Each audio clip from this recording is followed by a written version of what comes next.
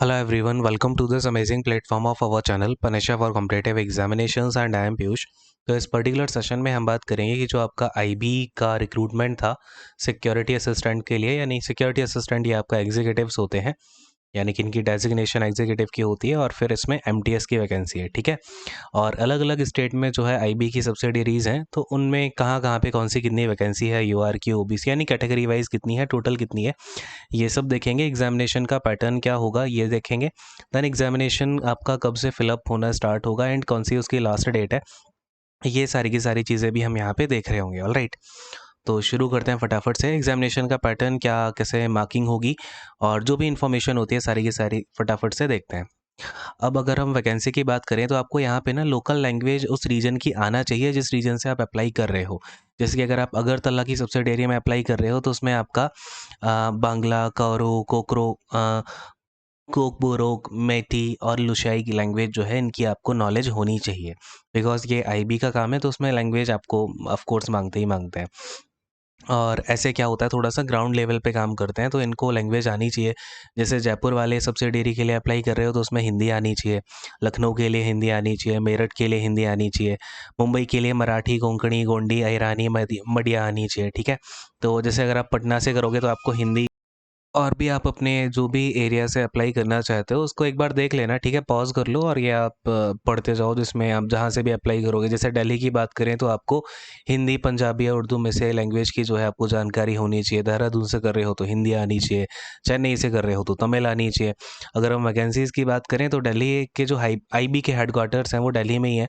तो यहाँ पे जो वैकेंसीज़ है वो ऐसे कि आप देखो 110 है, जनरल में 66, यानी कि टोटल 266 है ऐसे की, और एमटीएस की है 53। तो अगर आप देखो तो ऐसे की सबसे ज़्यादा वैकेंसी अपनी न्यू दिल्ली के हेडक्वार्टर्स में ही है। तो आप जहाँ से भी अप्लाई करोगे मोस्ट प्रोबेबली आपको वहीं पे रहना पड़ सकता है। कुछ कंडीशंस होती हैं जहाँ पे कुछ अच्छे, अगर आपने काम किया, आपको दूसरी जगह आपकी नीड हुई तो वहाँ बुला लिया जाता है। अब एक बात याद रखिएगा, ये ऐसे क्या होता है, इसमें सिक्योरिटी अलाउंस मिलता है, तो सिक्योरिटी अलाउंस वाली जो भी जॉब्स होती हैं उनको मतलब आपको वो कहीं भी उठा के बुला सकते हैं। ऐसा नहीं है कि अगर आप एक जगह काम कर रहे हो तो ऑलवेज ऑल द लाइफ वहीं पर रहोगे। आपको हो सकता है कि अगर आपने दिल्ली हेडक्वार्टर में अच्छा काम किया, आपकी नीड देहरादून में पड़ गई तो वहाँ भी बुला लेंगे, है ना। तो इन सब चीज़ों पे भी डिपेंड करता है। टोटल मिला के अगर हम देखें तो वैकेंसीज़ आपकी 1525 हैं ऐसे, यानी कि सिक्योरिटी असिस्टेंट की, और एमटीएस की हैं आपकी 150 वैकेंसीज़, ठीक है। अच्छा, ये जो आपका कटिंग है ना, ये एम्प्लॉयमेंट न्यूज़पेपर की है।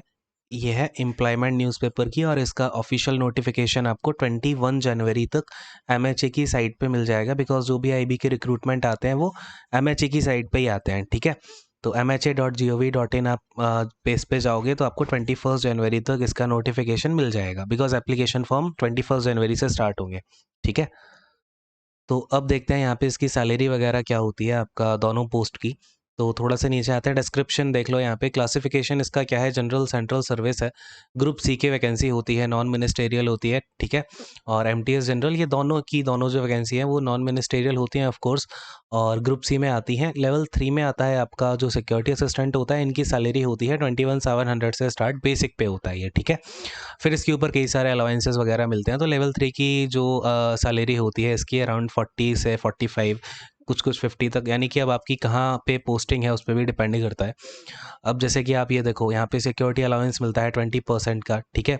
यानी कि आप दूसरे गवर्नमेंट अलाउंस तो मिलेंगे ही मिलेंगे, बट ये 20% बेसिक पे का मिलता है एक्स्ट्रा।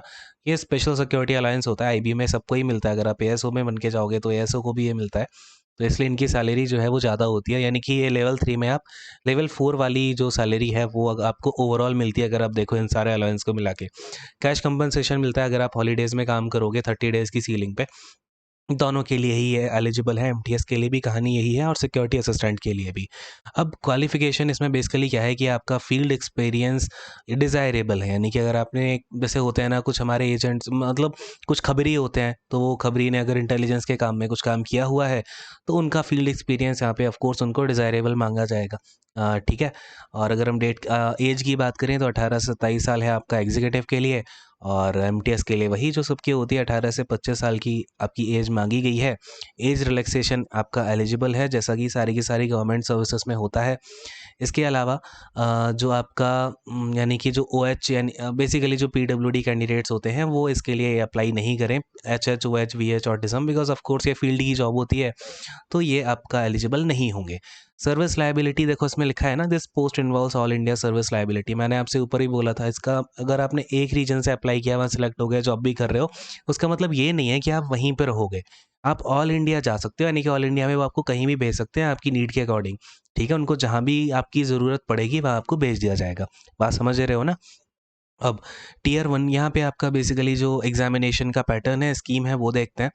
तो टियर 1 में आपका क्या होगा, टियर 1 कॉमन होगा, यानी कि आपका MTS और जो ऐसे यानी कि सिक्योरिटी असिस्टेंट है उनके लिए सेम होगा। यहाँ पे क्या होगा, आपका 5 पार्ट में MCQs डिवाइड होंगे, 20 क्वेश्चन होंगे ईच सेक्शन, यानी कि आपके 5 सेक्शन में 20-20 क्वेश्चन टोटल। आपके एक क्वेश्चन 1 मार्क्स का, 100 क्वेश्चन 100 मार्क्स के, टाइम मिलेगा 1 घंटे का। आप देखो, जनरल अवेयरनेस के 20 क्वेश्चन होंगे, numerical aptitude, quantitative aptitude, basically वो बेसिक सी क्वांट्स होती है, उसके भी आपके 20 क्वेश्चन होंगे।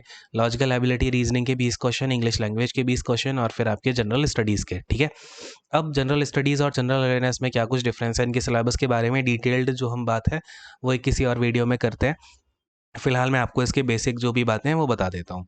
ऑफलाइन एग्जाम होगा इसका, टियर 2 जो होगा उसमें आपको ट्रांसलेशन करना होगा। एक 500 वर्ड का पैसेज होगा लोकल लैंग्वेज में, उसको इंग्लिश में आपको ट्रांसलेट करना होगा, या फिर आपको इंग्लिश में दिया जाएगा, आपको लोकल लैंग्वेज में उसका ट्रांसलेशन करना होगा। इसलिए मैंने आपसे बोला कि लैंग्वेज को आप ध्यान से देखिएगा कि आप कौन सी लैंग्वेज में वहाँ पे कंफर्टेबल हैं, उसी रीजन से अप्लाई करना। 40 मार्क्स का होगा, इसके लिए भी आपको 1 आवर दिए जाएंगे 500 वर्ड के लिए। ठीक, अब जो टियर 1 है, बेसिकली जो टियर 2 का एक पार्ट है। अब देखो बेसिकली क्या हुआ, अपना टियर 2 हो गया, टियर 2 भी सेम था, आपने देखा होगा MTS और ऐसे के लिए।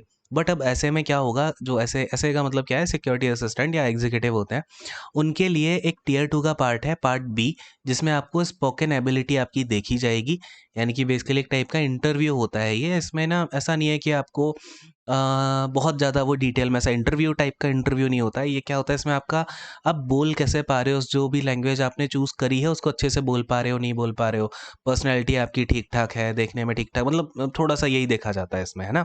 ओवरऑल ज़्यादा इसका फ़र्क नहीं पड़ता। तो ये 10 मार्क्स का आपका स्पोकन एबिलिटी होगा।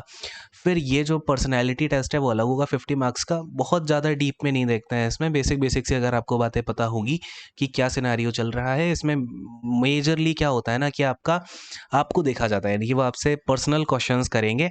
इसमें वैसे क्वेश्चन नहीं होते जैसे आपके वो जो क्या बोलते हैं, ACIO जो होते हैं, ACIO का इंटरव्यू वो अलग लेवल पे होता है। इनका आपका इसमें क्या होगा, बेसिकली आपकी पर्सनैलिटी देखी जाती है। ठीक है, अब जो कट ऑफ मार्क्स है out of 100 in tier 1, cut off marks क्या है, ये आपका पहले से उन्होंने थोड़ा सा दे दिया, बट ये इसके ऊपर ही जाती है कट ऑफ। ठीक है, इसका कोई मतलब नहीं होता।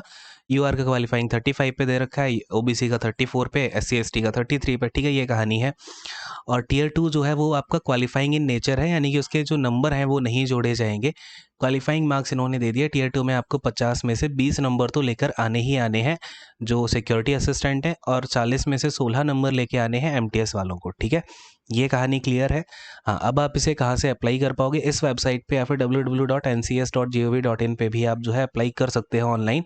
ये देखो लिखा है ना, एप्लीकेशन जो आपका पोर्टल है वो 21 से लेकर के 10 फरवरी तक ओपन रहेगा, आप इसमें अप्लाई कर सकते हो। एग्जामिनेशन की फ़ी 50 रुपये है, रिक्रूटमेंट प्रोसेसिंग फ़ी 450 रुपये, यानी कि टोटल आपको 500 रुपये पे करने हैं as the application fee. Alright, mode of payment आपका वही है, ऑनलाइन ऑफलाइन कर सकते हो। ऑफलाइन करोगे तो 14th तक कर पाओगे, ऑनलाइन करोगे तो 10th तक ही कर पाओगे। ठीक है, क्लोजिंग डेट ये लिखा है ना 10th तक। तो ये सारी की सारी कहानी थी। आई होप आपको सारी की सारी चीज़ें क्लियर हो गई होंगी। कोई डाउट है तो कमेंट सेक्शन में छोड़ देना। बाकी आपको जो भी डिटेल्ड सिलेबस है उसके ऊपर एक वीडियो और बना दूंगा। एंड फिलहाल इस सेशन को यहीं पे एंड करता हूँ। एंड कोई डाउट है तो पूछना, बाकी चैनल को सब्सक्राइब करके रखिए। And all the best, thank you so much.